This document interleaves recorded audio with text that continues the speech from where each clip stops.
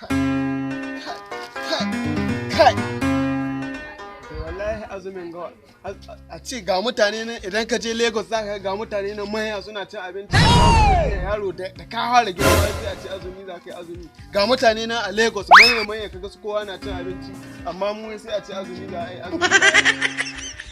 Ni ba ruwa na shi yasa ne wannan da abu kana ji kana gani ka bari ga mutum ban za ka yi musu ba kowa.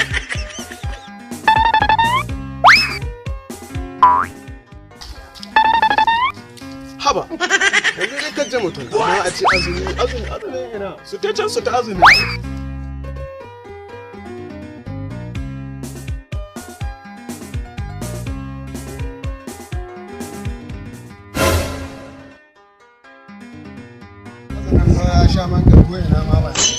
Wallahi azumin gaji ne kai ka san wanda ya je Lagos zuwa Kano baya ne.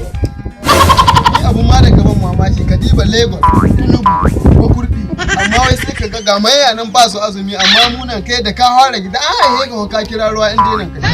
Kai ba musulmi bane can kayan rawa ne. Ai da ka yadda an haiho ka kaji kuka akoya me gidan ku ka kira ruwa. Duk wata ibada nan sai ka yi ta.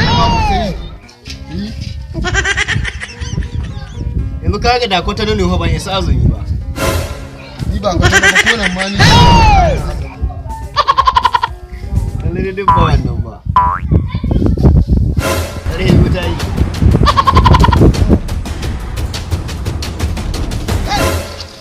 Wai bismillahir rahmanir rahim. Cikin kwaye musulmi. Kwaye musulmi. Kwaye musulmi na ce. Azumi yake ki musulmi.